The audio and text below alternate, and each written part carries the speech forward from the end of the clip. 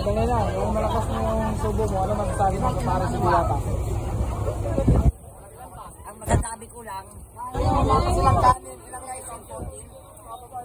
masarap. Akala ko, ang sarap po Diwata eh. At masarap si Diwata. Yummy. Yan ha. Ryan yung ano, sito na. Ano ba yung mukha sa masarapan ng Diwata para sa Diwata?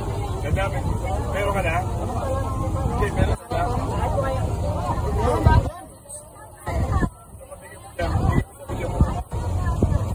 Ito po yung rice. Rice. Eh, dito.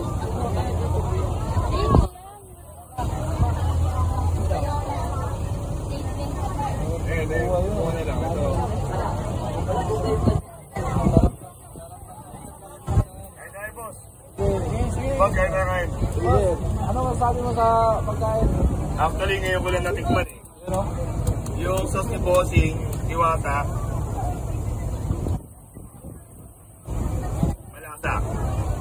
Malasa siya na pangpares. Ito hindi pa natitikman eh. So sabaw pa lang, ulam na.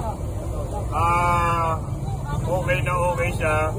Pagka nilagay mo sa sabaw at pinagsama mo to, masasabi mo talaga yung sabaw niya. Pagka inilagay mo doon, lalong lalasa yung kanin. Hindi ko na nga nagsabi, sabaw pa lang, ulam na.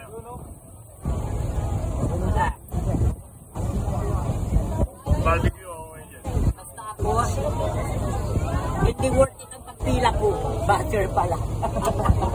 Hindi worth it ang pagpila ko kasi hindi talaga siya. Hindi ka nag-basher. Ilang oras ba yung pila mo? Diretso sa sasakyan. Ilang oras?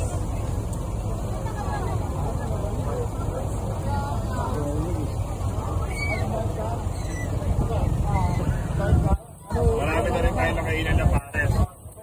Pero yung sabaw niya, ang pares talaga yung barbecue niya masarap. In fairness. Sa picture, boss, isang kagat na ng chicken joy ni Diwata. Chicken na, ano, crunchy. Chicken joy ni Diwata, isang kagat niya. Isang kagat niya, isang kagat. Hindi niya, hindi ko alam bakit sobrang laki yun. Sakal ko.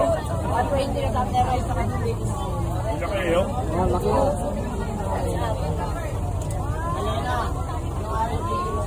Ano parang chicken joy ni ano ah.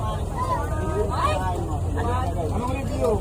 Honest review ko sa kanya. Kung ninunguya ko, ninunguya ko lang talaga yan. Wala nang ninunguya. Yung malak niya, masarap yung breading. Masarap yung parang drill.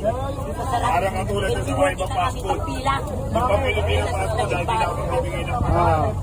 Meron kasi pang Amerika, may pang Pilipino. Yung breading niya parang pang Pilipino fast food. Sabi ko ay, pagka nagkamali ako.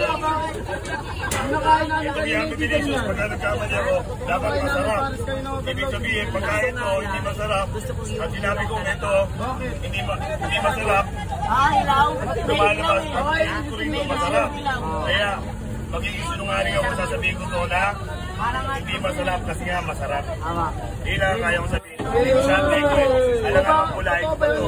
Hindi lang kakilala niya o kaibigan niya. Pagka may problema, kasabihin ko.